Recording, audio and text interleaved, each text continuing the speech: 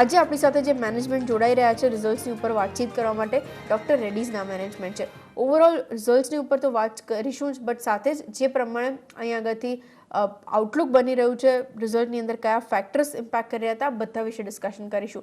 મારી સાથે doctor રેડ્ડીઝના CFO पराग अग्रवाल जोड़ाई चुके हैं आगे डिस्कशन માટે. हाय सर, बहुत बहुत शुक्रिया मेरे साथ आज जुड़ने के लिए. सबसे पहले शुरुआत में ओवरऑल आउटलुक से करना चाह रही थी. जिस तरीके से हम लोग देख रहे हैं फार्मा के लिए थोड़ा चैलेंजिंग टाइम था जहां से उभर रहे हैं सारी फार्मा कंपनीज. रादर आपकी तरफ से एक आइडिया, ये क्वार्टर कैसा था, उसी से शुरुआत करें. देखिए, हमारे हिसाब से ये क्वार्टर जो है वो काफी कंसिस्टेंट है अगर आप सेल्स और प्रॉफिट ग्रोथ देखें।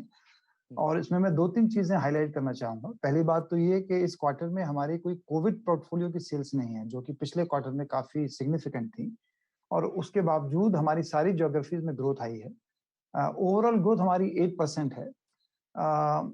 प्रॉफिट ग्रोथ बिफोर इम्पेयरमेंट, जो बेस में इम्पेयरमेंट का इम्पैक्ट है, अगर उसको हम निकाल दें तो प्रॉफिट ग्रोथ इज 11%।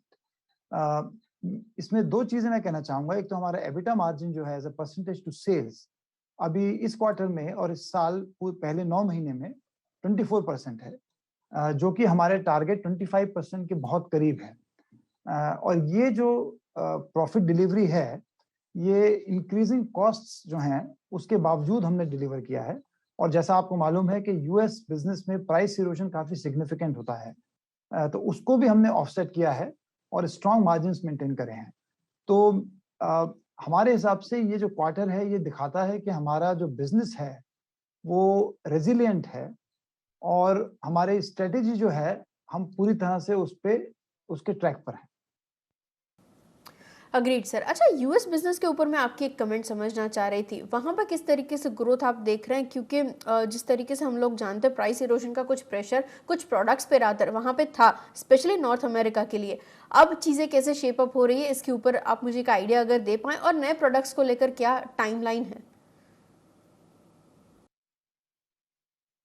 तो यूएस में देखिए, जो ग्रोथ का तरीका है वो न्यू प्रोडक्ट लॉन्चेस जो हैं वो बहुत जरूरी हैं, क्योंकि जो प्राइस इरोजन होता है वो डबल डिजिट में है, और उसको ऑफसेट करने के लिए हमको न्यू प्रोडक्ट्स लॉन्च करना जरूरी है। और हर साल हम लोग 20 से 25 नए प्रोडक्ट लॉन्च करते हैं नॉर्थ अमेरिका में।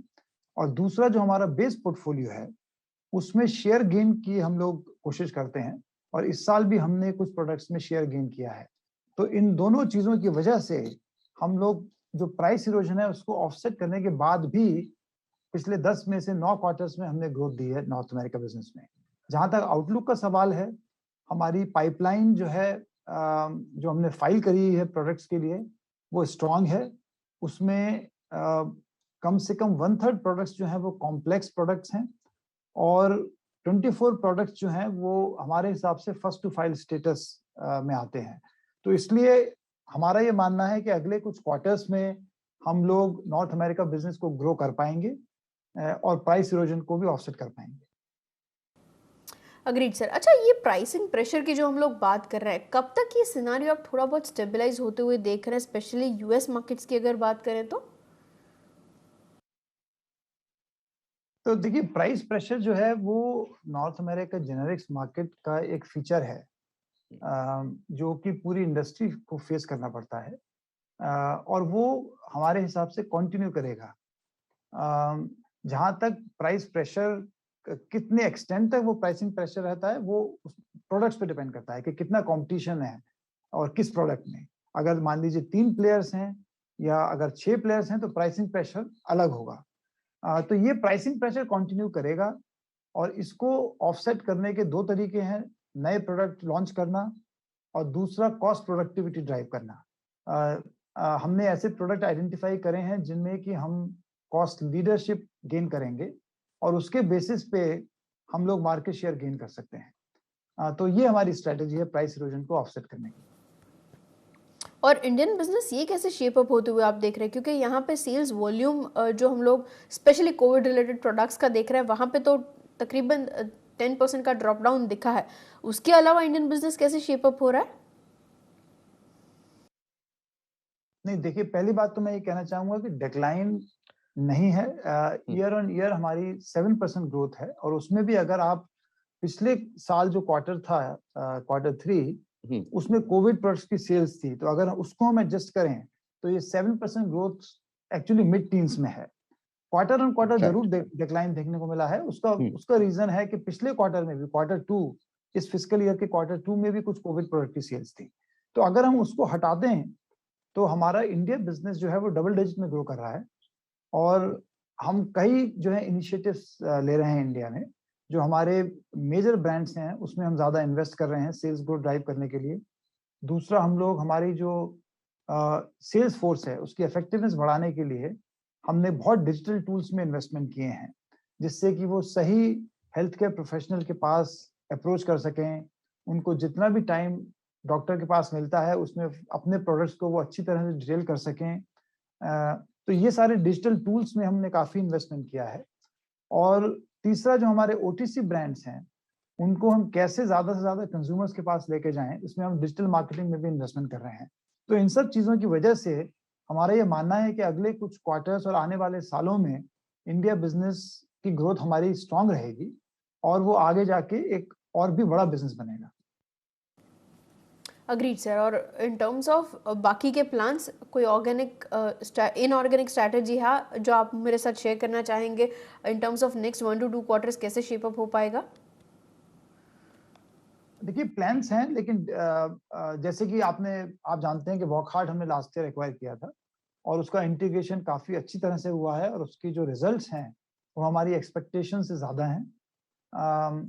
तो जो भी ऐसे एक्विजिशंस हैं ब्रांड्स, हमें अगर हम एक्वायर कर पाएंगे जो कि हमारे पोर्टफोलियो में, हमारी स्ट्रेटेजी में एक अच्छा फिट हो और जहां पर हम अपने शेयर होल्डर्स के लिए, इन्वेस्टर्स के लिए वैल्यू क्रिएट कर सकेंगे, वो हम डेफिनेटली एक्वायर करेंगे। तो हम किसी भी मूवमेंट पे हम लोग एक्विजिशंस, कुछ डील्स इवेल्युएट कर रहे होते हैं। वो डील्स कब मटेरियलाइज करेंगे ये कहना मुश्किल है, लेकिन डेफिनेटली इनऑर्गेनिक ग्रोथ हमारे एजेंडा पर है। Agreed sir. और दुवाडा प्लांट को लेकर कुछ डिटेल्स अगर आप मुझे दे पाएं, वहां पे क्या अपडेट्स हैं? तो जो हमको ऑब्जर्वेशंस आई थी, 8 ऑब्जर्वेशंस थी 483 की, उसकी हमने रिस्पांस टाइम पर एजेंसी को सबमिट कर दिया है और अभी तक हमें रिस्पांस उनसे नहीं आया है। हम एजेंसी के साथ काम कर रहे हैं और हम आई एम होपफुल कि ये जो है पॉजिटिव तरीके से रिजॉल्व होगा। Agreed sir. और स्पुतनिक लाइट को लेकर क्या चीज़ें शेप अप हो रही है? वहाँ पे कितना पोर्टफोलियो है जो आप और यहाँ से टारगेट लेकर चल रहे हैं नेक्स्ट 1 ईयर के टाइम फ्रेम से? देखिए, पहले मैं आपको बताना चाहूंगा कि स्पुतनिक की जो अपॉर्चुनिटी है अभी, वो 2-3 है। एक तो जिन लोगों ने पहले स्पुतनिक लिया था उनको बूस्टर डोज या प्रिकॉशनरी डोज जिसको हम बोलते हैं वो ले सकते हैं। उसकी अप्रूवल के लिए हमने अप्लाई किया हुआ है। दूसरा, अगर गवर्नमेंट मिक्स और मैच की अप्रूवल देती है तो वो सेकंड अपॉर्चुनिटी है। और तीसरी, एक्सपोर्ट की अपॉर्चुनिटी है, क्योंकि स्पुतनिक लाइट आज की तारीख में 70 से ज्यादा कंट्रीज में अप्रूव हो चुका है। ये अपॉर्चुनिटीज जो हैं ये कितनी बड़ी हैं ये कहना मुश्किल है। मैं ये कहना चाहूंगा कि स्पुतनिक एक इम्पॉर्टेंट प्रोडक्ट है और हम लोग उस पर फोकस कर रहे हैं, लेकिन जो भी स्पुतनिक की अपॉर्चुनिटी है उसको हम एक अपसाइड ट्रीट करते हैं और हम अपने बाकी बिजनेस की growth in any case drive कर रहे हैं। तो इसको हम एक अपसाइड मान के चलते हैं और अपनी प्रोजेक्शंस में मैं कहूंगा इस स्टेज पे इंक्लूड नहीं कर रहे हैं। Agreed sir. और इन टर्म्स ऑफ मार्जिन्स यहाँ पे मैं क्या एक्सपेक्ट करूँ पूरे साल के अंत तक? FY22 कैसे हम लोग एंड करेंगे? क्योंकि सेकेंड हाफ ऑलरेडी हम लोग थोड़ा बहुत पिक्चर देख चुके हैं Q3 के लिए। अब क्या एक्सपेक्टेशन है? क्लोज डाउन कैसे करेंगे? देखिए, हम लोग मार्जिन की गाइडेंस नहीं देते हैं, लेकिन जैसा कि आप जानते हैं इस क्वार्टर रिजल्ट्स के बाद हमारा जो एबिटा मार्जिन है, एबिटा परसेंटेज सेल्स, वो इस क्वार्टर में और पहले साल के 9 महीने में 24% है। और हमारा जो एस्पिरेशन है नियर टर्म वो 25% एबिटा की है और ये मार्जिन 24% उसके बहुत नजदीक है। हमारा जो नियर टर्म टारगेट है वो यही है कि हम 25% एबिटा डिलीवर करें मार्जिन्स। वो हम कब कर पाएंगे ये मैं इसका कोई एग्जैक्ट टाइमलाइन कहना मुश्किल है,